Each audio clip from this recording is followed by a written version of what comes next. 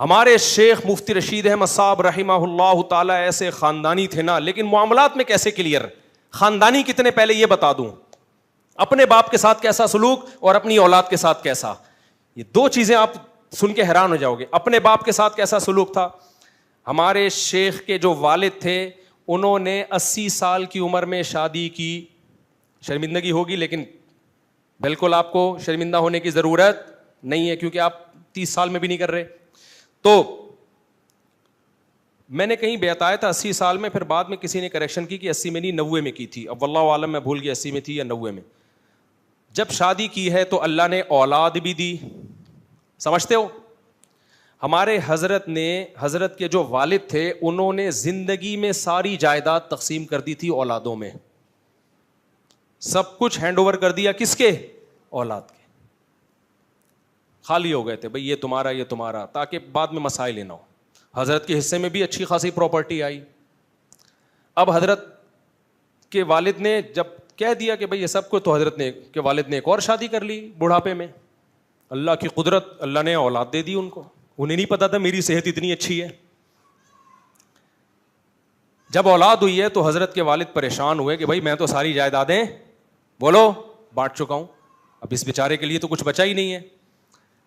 تو حضرت کے والد نے اب خیال کیا کہ سارے بیٹوں کو بلایا جائے اور ان سے واپس لی جائے تھوڑا تھوڑا حصہ, کہ بھئی اپنے حصوں. اب کیونکہ جب آپ کسی کو کوئی چیز گفٹ میں دے دیں اور ہینڈ اوور کر دیں تو وہ اس کا مکمل مالک بن جاتا ہے. تو حضرت کے والد نے سوچا کہ بھئی واپس لے لیتا ہوں, تھوڑا تھوڑا کر کے, سب سے تھوڑا تھوڑا کر کے اس بیٹے کے لیے بھی کچھ رکھ دیتا ہوں. سب کو بلایا. ہمارے حضرت کو جب بلایا اور حضرت کے والد نے کہا دیکھو کیسا اصول پہ چل رہے ہیں, زبردستی نہیں لے رہے, کیونکہ ملکیت میں دے چکے ہیں. حضرت کے والد بھی خاندانی تھے کہ نہیں تھے. بھائی ان سے ریکویسٹ کر لیتا ہوں, گزارش کر لیتا ہوں کہ یار تمہارا نیا بھائی آ گیا ہے, تھوڑا سا اس کے لیے دے دو. تو حضرت کو بلایا, فرمایا کہ بھائی تھوڑی تھوڑی جائیدادیں یا اپنے حصے میں سے دستبردار ہو جائیں. حضرت فرماتے ہیں میں نے والد صاحب سے کہا کہ یہ سب کس کا ہے, آپ کا. بھائی ہم نے تو کچھ بھی نہیں کمایا اس میں, یہ سب کس کا ہے, آپ کا.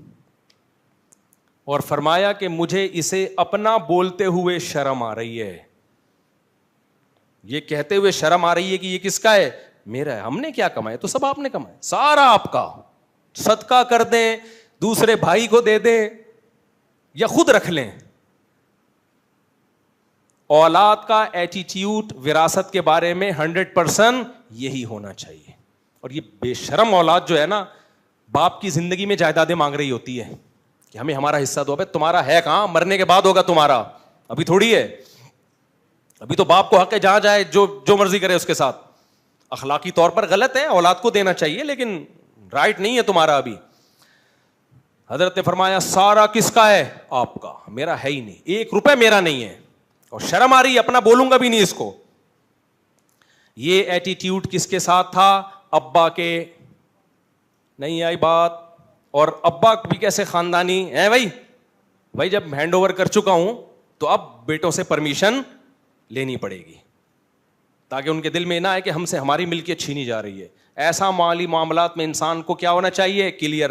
آگے اللہ نے حضرت کو اولادیں دی. تو حضرت فرماتے ہیں میرے بچے جب جوان ہوئے, ان کی جب شادیاں ہوئیں, تو میں نے ان سے کہا کہ اب ہر ایک گھر تھا نا, اس میں سب کو الگ الگ کمرے دے دیے. اب ہر کمرے میں سب میٹر لگے گا, جو جتنی بجلی استعمال کرے گا اس کا بل وہ خود دے گا. ایسا نہیں ہوگا کہ کوئی استری بہو جلا کے, اپنی طرف سے اب میں تفصیل کر رہا ہوں. اس بہو ہوتا کیا ہے جوائنٹ فیملی میں, ایک بہو استری چلا کے بھول گئی, بل کون دے رہا ہے, تمہارا باپ. صحیح ہے, الگ سے اس استری کا بل اس کا شوہر بولو نہیں دے گا. ایک دن ایک بہو چولہا جلا کے بھول گئی, سو گئی, سارا دن ہوتی رہی ہے, اس کا بل کون دے گا, اس بہو کا شوہر. اس کا بل تمہارا باپ نہیں دے گا. یہ حضرت نے نہیں کہا تھا, یہ میرا اسٹائل ہے. ہر ایک کا اپنا اسٹائل ہوتا ہے. جب ہمارے بچوں کی شادی ہوں گی تو ہمارا اسٹائل یہ ہوگا, اس کا بل تو دے گا. تو یہ نہیں کہنا کہ تیرا باپ دے گا. تیرے باپ نے جو بل دینے تھے وہ دے دیے ہیں, اب بل ہی دے رہے ہیں ہم, 4 گھروں کے بل آ رہے ہیں. سوچ رہا ہوں بینک میں رکھوا دوں اپنے آپ کو کہ تم ہمیں گروی میں رکھ لو اور بل تم خود ہی اٹھا لو سارے. گروی میں ایک مشہور شخصیت آپ کے پاس لاکر میں جمع ہو رہی ہے, تو بجلی ہے نہیں اور بل دیکھو آپ یار. خیر پھر دکھڑے لے کے بیٹھ جاتا ہوں میں, کیا کروں. تو کیسا کلیئر معاملات ہیں یا نہیں؟ حالانکہ ایسا نہیں ہے کہ حضرت کے بیٹوں میں کوئی بخل تھا, یہ حضرت میں کوئی کنجوسی تھی. حضرت کو اللہ نے بہت دیا تھا, حضرت کر سکتے تھے کہ بھائی بھلے استری جلی چھوڑ دو, بھلے چولہا جلا رہ جائے, بل دینے کے لیے تمہارا باپ بیٹھا ہوا ہے. حضرت کو پتا تھا بعد میں کیا پھیلیں گی اس سے نفرتیں. کبھی باپ کے دل میں خیال آئے گا یار شادیاں بھی میں نے کرا دیں اور استری وہ جلی چلا کے چھوڑ دیتی ہے, بل ہم بھر رہے ہیں, ہمارا خیال نہیں ہے. چولہا جلا کے چھوڑ دیا, بل ہم بھر رہے ہیں. بقرعید پہ موٹے موٹے کٹے آ رہے ہیں, پیسے کون دے رہا ہے؟ ہم دے. اس سے آپس میں کیا پھیلے گی؟ نفرتیں. تو ہر وہ چیز جو نفرت پھیلنے کا ذریعہ بنے اسے پاؤں کی ٹھوکر سے اڑا دو, سوسائٹی سے اس کو آؤٹ کر دو. اور مالی معاملات میں گڑبڑیں جتنی نفرت پھیلانے کا ذریعہ بنتی ہیں اتنی کوئی اور چیز ذریعہ نہیں بنتی. اس لیے حضرت نے فرمایا جس بیٹے کی شادی ہوئی میٹر الگ, اس کا بل وہ دے گا. سمجھ میں آ رہی ہے بات؟ پھر بھلے استری جلا کے چھوڑ دو, چولہا جلا کے چھوڑ دو, یہ تمہارا ہیڈیک ہے. نہیں آئی میرا خیال ہے بات؟ تو جوائنٹ فیملیوں میں باقاعدہ لڑوانے کے پروگرام ابا اور اماں کی طرف سے لانچ کیے جاتے ہیں. ایک بیٹا کما کے بھیج رہا ہے, دوسرے پیڑے کھا رہا ہے بیٹھ کے. ایک سعودیہ سے پیسے بھیج رہا ہے اور دوسرا یہاں کیا کر رہا ہے؟ دوسرا بھائی یہاں پہ وہ لٹو کھیل رہا ہے, وہ اسنوکر میں پیسے اڑا رہا ہے. اب ماں کو بیٹا بولتا ہے اماں میں اس لیے تھوڑی بھیج رہا ہوں کہ یہ چرس پیے. اماں فوراً اپنے ماں ہونے کا تانا شروع کر, میں تجھے دودھ نہیں بخشوں گی. یہ ہوتا ہے؟ ہوتا نہیں ہے, ہو رہا ہے. باپ فوراً کہ تو بھیجے گا ورنہ میں آج سے تیرا باپ نہیں ہوں. پھر ابا کے فضائل, یہ بھائی یہ غلط فضائل سنا رہے ہو, یہ ابا کے فضائل سنانے کا موقع نہیں ہے. مالی معاملات میں ابا ہو یا اماں ہو, معاملہ کیا رکھو؟ کلیئر.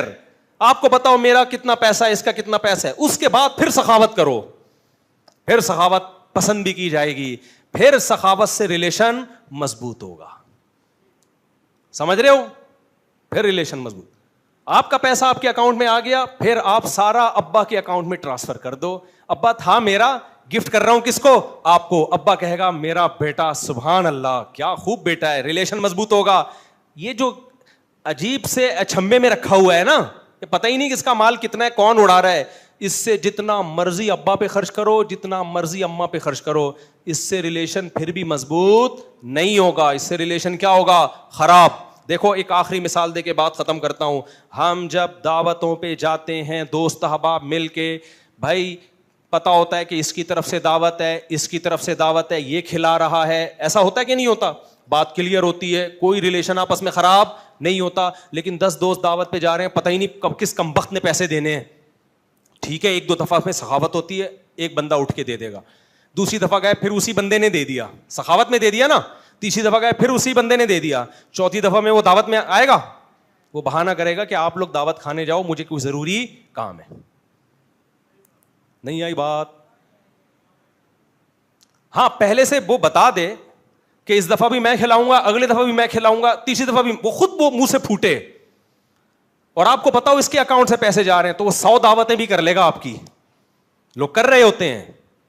لیکن یہ جو مبہم چیز ہے نا, پتہ ہی نہیں کس کمبخت کی جیب سے پیسے نکلیں گے. یہ 1-2 دفعہ میں ٹھیک ہوتا ہے بھائی, بار بار ٹھیک.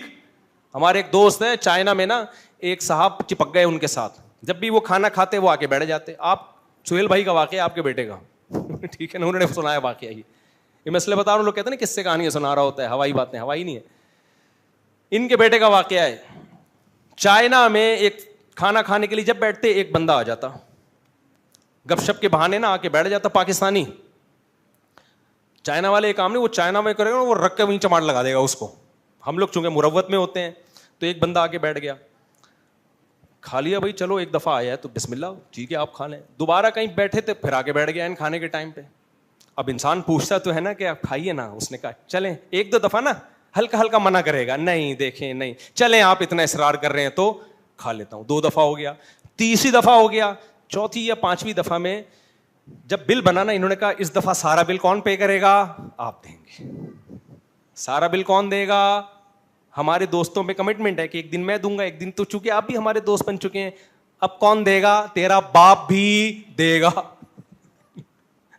वो कह रहे मैं नहीं दूंगा, तेरा बाप भी देगा। हमारा आपस में कमिटमेंट ही यही है। बिल दिया नहीं दिया मुझे नहीं पता, कह रहे हैं उसके बाद नहीं आए। तो ये जब 4-5 दोस्तों में लड़ाइयां हो जाती हैं इतनी सी बात पे, तो घरों में 1-1 साल, 2-2 साल, 10-10 साल से जब पैसों के लेन देन का ही ना पता हो, तो वो आपस में नहीं लड़ेंगे क्या? तो खूनी लड़ाइयां होंगी। तो पैसों के मामलात में दाढ़ी टोपी पगड़ी मत देखा करो। तो ये सब चीजें एक तरफ रख दिया करो मेरे भाई। पैसों के मामलात में क्या होना चाहिए?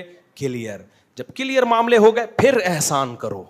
ये मेरा भाई है, ये बंटे खेल जाके, ये ले पैसे, लट्टू खेल, ये देख मेरे तुझे अलग से चर्च के पैसे अलग से दे रहा हूं, मेरे पे बनते नहीं है, दे रहा हूं।